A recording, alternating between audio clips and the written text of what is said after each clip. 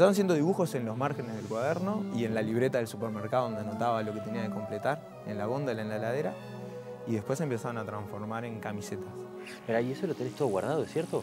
Sistemáticamente, todo, absolutamente, desde las libretas dibujadas, algunas por lo menos, y después de todos los dibujos, ese es como un archivador, debe tener que ver con la deformación histórica también. Yo supongo, porque si no Sí. te agarra un psicólogo y te hace pelota.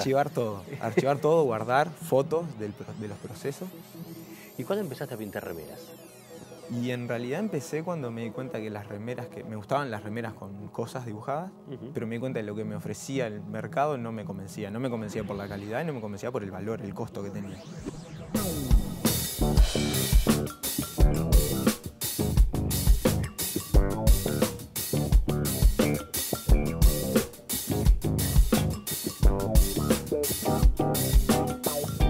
¿En qué época de tu vida pensaste o coqueteaste con la idea de ser arquitecto?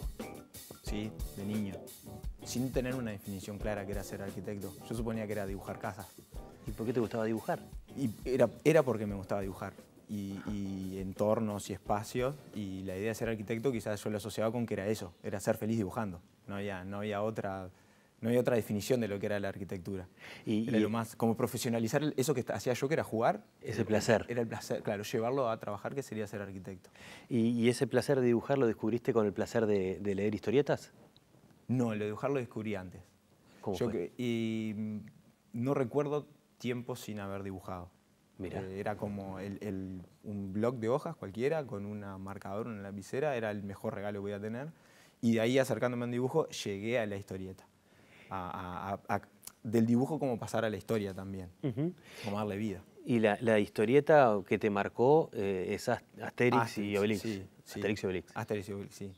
Es la que me marcó porque podía vincular dos de las cosas que me estaban empezando. Una que ya me gustaba, que era el dibujo, y después lo de la historia. No la historia con H minúscula. Un cuento, leer un cuento dibujado. Un relato. Un relato dibujado. Pero era un relato que incluía datos históricos reales. Sí, que eso lo fui descubriendo después. Y me alegré de haberlo leído de chico entonces.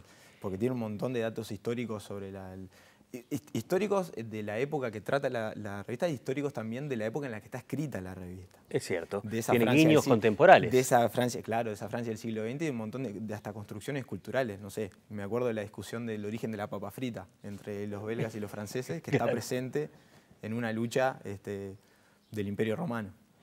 Es cierto, que la versión francesa dice que la hicieron en un puente, cerca de un castillo. Esa es la parte que me acuerdo de esa discusión. Sí, los belgas la dicen como que es de ellos. Claro. Como que incluso a los galos les parece como extraño que coman eso.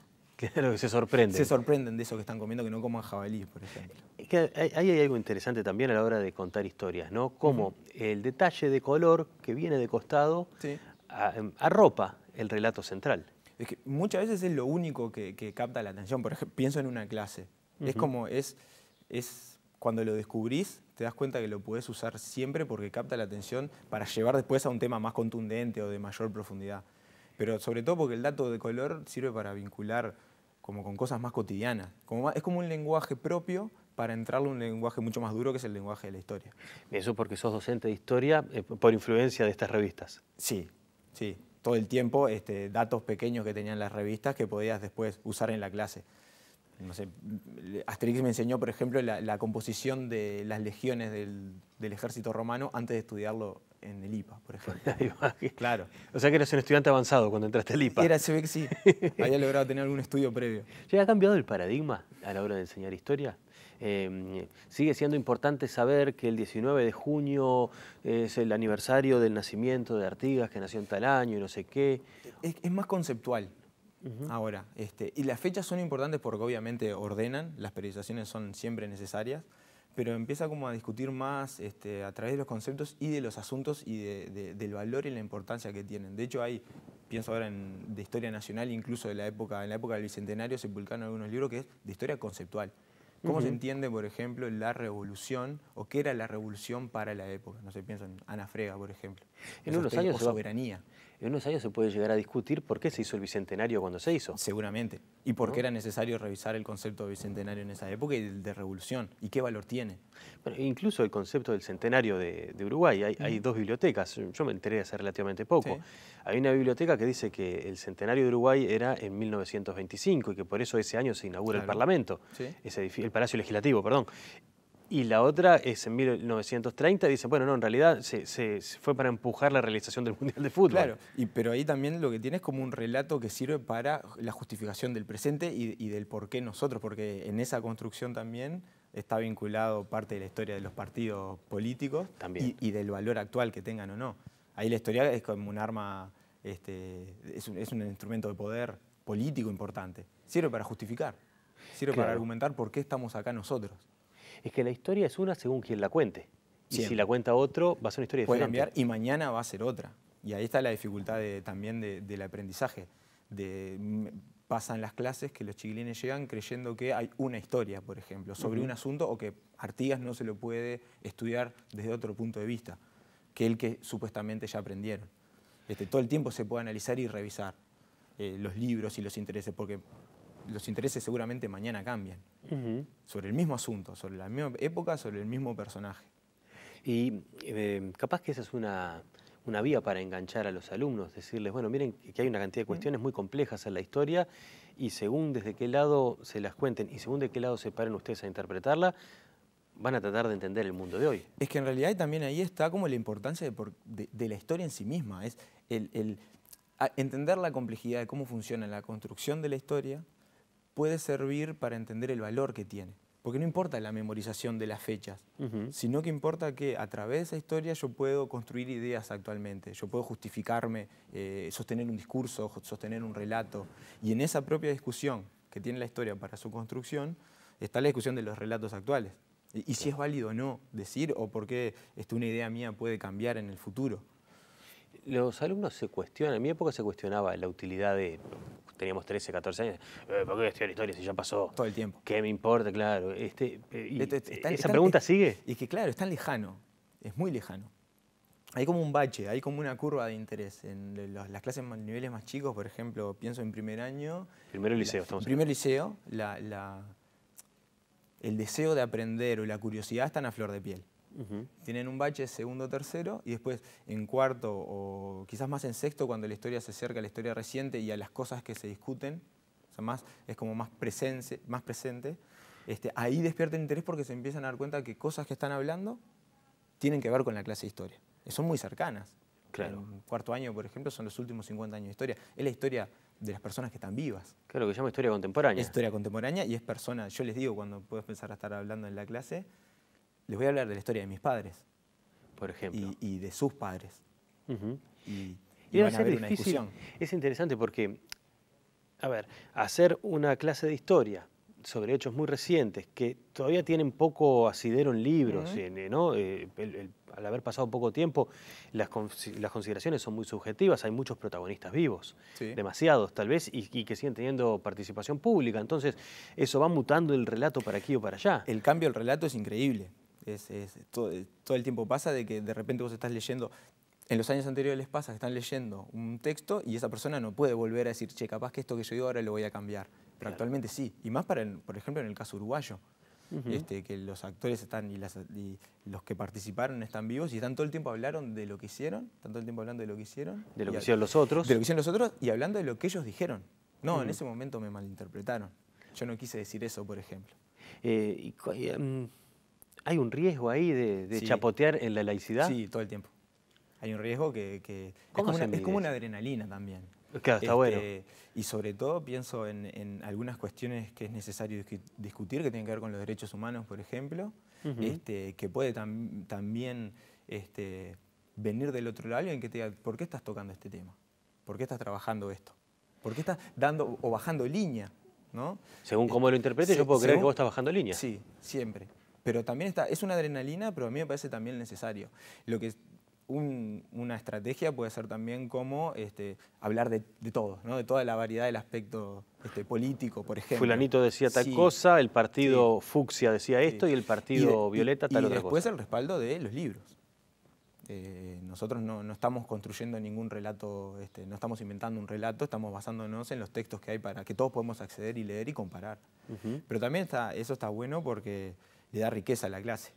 El intercambio ese, la dinámica que se da de diferentes posturas, me parece que es súper enriquecedor para la clase. ¿Se ha logrado complejizar la figura de Artigas? ¿O Artigas sigue siendo perfecto? No, yo creo que se está intentando complejizar la figura de Artigas. Es muy difícil entrarle a la figura de Artigas. Romper el mito, ¿no? Significa demasiadas cosas para todos. Significa una construcción que en general aceptamos y que está creada para que sea firme. Es monolítico Artigas, es muy difícil entrarle y es muy difícil discutirlo o proponer otras miradas que no sean o que lo bajen del pedestal de héroe, de patriota, de luchador. Lo que pasa es que al mismo tiempo encierra una contradicción el que sea prócer Artigas. Es el prócer de un país que no quiso fundar como país. Sí. Y es una tierra de la que decidió irse y no quiso volver nunca más. Es un prócer creado. Y ahí en esa idea, ¿cómo nuestro héroe es creado? ¿Cómo en algún momento puede ser? Es un héroe que fracasó.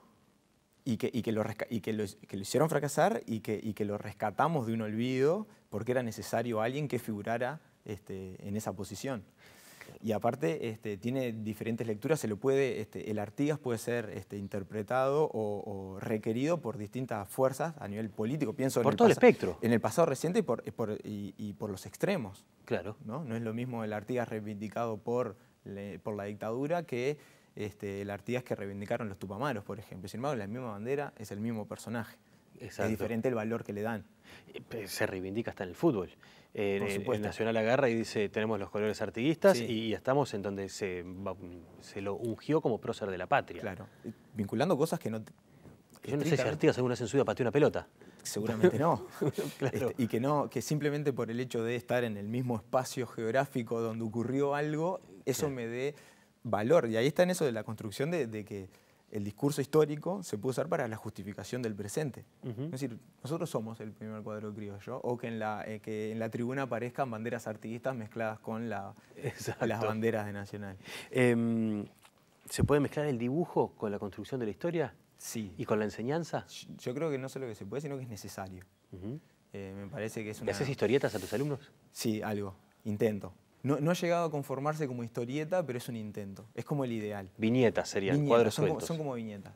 Como que estén estudiando historia sin que se den cuenta que estén estudiando historia. ¿Qué es la mejor forma de aprender? Yo creo que sí.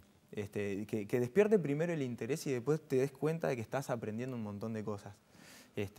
Quizás la presentación de historieta no tiene eso de que es un ejercicio, por ejemplo.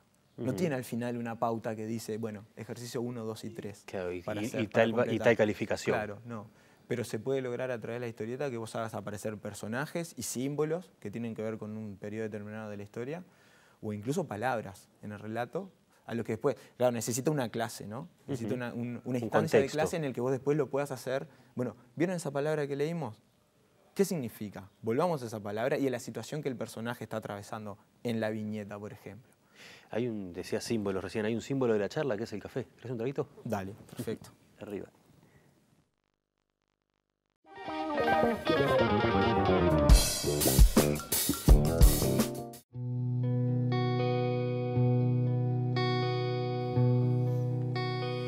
Hace un rato decías que no te acordás de cuándo empezaste a dibujar, pero eso estuvo antes que todo, ¿no? Sí.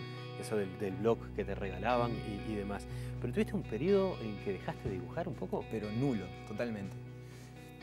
No sé, el final de la adolescencia. ¿Te abandonó la pasión? ¿Te cuestionaste tu infancia? Sí, pero no me di cuenta después. Cuando volví a dibujar, me di cuenta de que había dejado de dibujar. Se cruza también con la época en la aprender a tocar la guitarra, por ejemplo.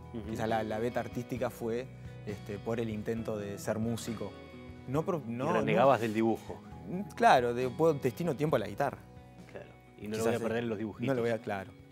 No el deseo de ser músico, pero sí el de aprender a tocar la guitarra. Estaba bueno aprender a tocar la guitarra.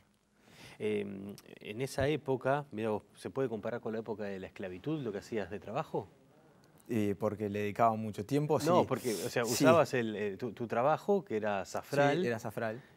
Vos sos de Piedras de Afilar, de Canelones, pero estabas muy cerca de Maldonado y trabajabas en supermercado en Portezuelo y demás. En supermercados, y fue lo más cercano a una experiencia de de explotación seguro, de explotación seguro. El trabajo zafral tiene algunas cuestiones ahí que hay que trabajar y perseguir, pero era lo más cercano a la explotación. Ejemplificámelo así, digamos, saquémoslo de lo teórico. Ajá, Y vamos... en trabajar desde los primeros días de diciembre hasta el final de febrero, sin saber cuándo ibas a finalizar, sin un contrato, nunca, sin horas libres, sin media hora de descanso, sin preguntar cuánto ibas a cobrar, porque estaba mal.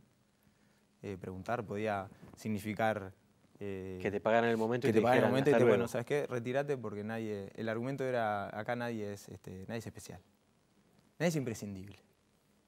Es terrible el trabajo, sobre todo en verano. Es terrible para la gente que de verdad lo necesitaba, ¿no? Porque para mí era un trabajo zafral.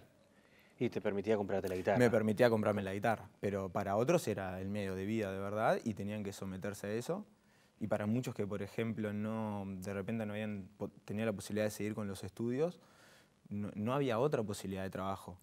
Entonces, la idea de animarse a reclamar o a protestar o a cuestionar lo que les estaba pasando era de verdad un riesgo. Es una realidad que se da mucho, sobre todo en los lugares más pequeños, ¿no? Donde la oferta de trabajo no abunda. Sí, y donde juegan, conociendo las necesidades, juegan mucho con la cuestión de repente vos no estás en caja o no te estoy pagando lo que estoy declarando, pero a vos te conviene, porque yo te doy unos pesos más, yo no aporto lo que me corresponde, pero vos vas a tener en la billetera, cuando te vayas de acá, unos pesos más. Y aparte te aseguro el trabajo, porque en algunos casos, por ejemplo, esto era del rubro supermercados, había un supermercado al lado donde pagaban la mitad. Claro. Y ellos jugaban. ¿Querés estar como ellos? ¿Querés estar? Exacto. Era así. Era señalar la miseria humana, ¿no? Sí, es lo peor. Es lo peor. Pero sobre todo pienso en esos compañeros que dependían de ese trabajo y de repente, claro, en un trabajo zafral, que es zafral, pero funcionaba todo el año. Entonces de repente había un bloque, un grupo de personas que podían tener trabajo todo el año. Entonces en verano, donde las condiciones más que de explotación eran directamente esclavitud, no se animaban a protestar porque perdían el invierno. Y no lo pueden perder. No hay otra cosa, o no tenían otra posibilidad para hacer.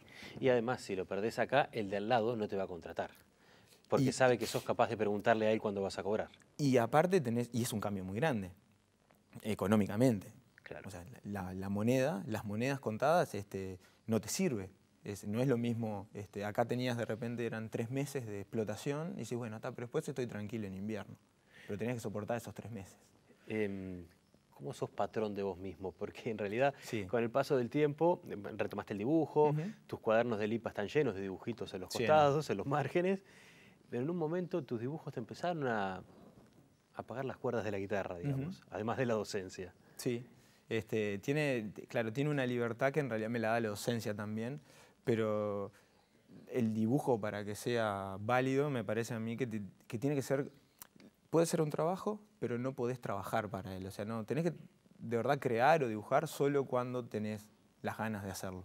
Y ahí sí está la libertad. Dibujás y hacés remeras. Remeras, exacto. Empezó siendo remeras. Empezaron siendo dibujos en los márgenes del cuaderno y en la libreta del supermercado donde anotaba lo que tenía que completar, en la góndola, en la heladera, y después empezaron a transformar en camisetas. Pero ahí eso lo tenés todo guardado, ¿es cierto? Sistemáticamente. Todo. Absolutamente, desde las libretas dibujadas, algunas por lo menos, y después de todos los dibujos es como un archivador, debe tener que ver con la deformación histórica también. Yo supongo, porque si no te agarra un psicólogo y te hace pelota. Archivar todo, guardar fotos de los procesos. ¿Y cuándo empezaste a pintar remeras? Y en realidad empecé cuando me di cuenta que las remeras, me gustaban las remeras con cosas dibujadas, pero me di cuenta de lo que me ofrecía el mercado no me convencía. No me convencía por la calidad y no me convencía por el valor, el costo que tenía. Y me di cuenta que las podía hacer yo. Claro. Me di cuenta que las podía pintar perfectamente a mano. Una remera lisa sin marca. Sin nada, a tomarla, la remera más básica que te imagines y empezar a intervenirla. Con un dibujo que aparte que me guste a mí. Sin tener que pedirle a alguien que la imprima, que la estampe, que lo que sea. ¿Y cómo llegaron un par de remeras tuyas, o por lo menos una, a Emiliano Branciari y encima a un show de La Trastienda, que fue como tu explosión, la explosión de tu creatividad? Fue la explosión de la creatividad porque ahí me di cuenta que podía funcionar. Es decir, capaz que la puedo vender. Claro. Una conocida que por una instancia de regalo hizo llegarle la camiseta como un regalo para él.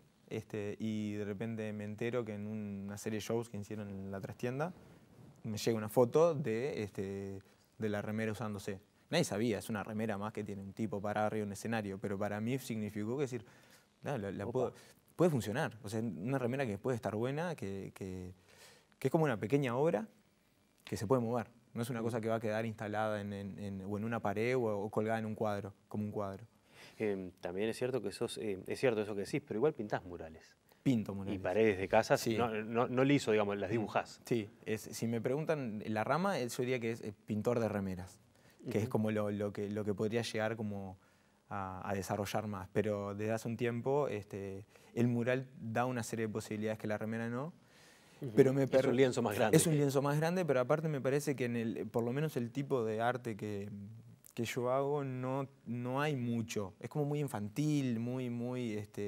Es un trazo muy particular, es un trazo, ¿cierto? sí, tiene una identidad. No sé si tiene una complejidad muy grande, porque me parece que no, pero tiene una identidad que es como juguetona, como infantil, que me parece que eso de las paredes también puede quedar bueno.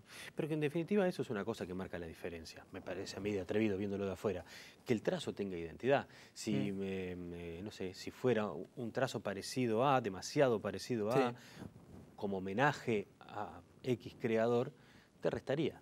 Sí, yo no sé cómo le ha pasado a la gente que se da cuenta que tiene un trazo. Yo no me di cuenta hasta que no me dijeron, este es un dibujo tuyo. Yo preguntaba, ¿por qué? Porque tiene los trazos que vos haces. Y después que cuando ves el panorama de las obras y de las cosas que vas haciendo, te das cuenta de que hay una mano. Hay una característica que más o menos tienen todas las obras. Y es particular, sí, es lo que te diferencia del resto. Pero es muy difícil como identificarlo. Porque a veces también me parece que puede ser un pecado intentar como repetirlo. Claro. ¿No? De intentar decir, bueno, yo tengo un trazo y lo tengo que respetar. Puedo pintar en blanco y negro, puedo pintar en colores, puedo ser más figurativo o puedo ser más abstracto. Algo debe haber que en definitiva el que lo está diciendo soy yo y eso debe estar expresado en los dibujos.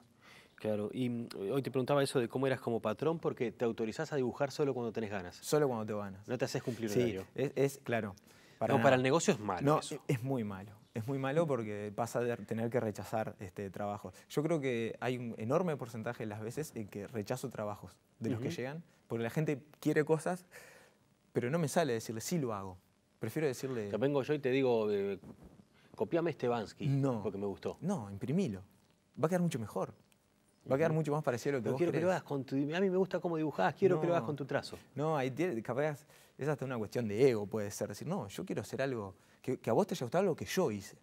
Algo que sea de mi creación y que no puedas conseguir en otro lado. O sea que la parte de funcionar por encargo te resulta... No es lucrativamente no funciona muy bien. No, pero digo, te resulta, te hace un ruido. Sí. No, me hacen ruido también como tener stock.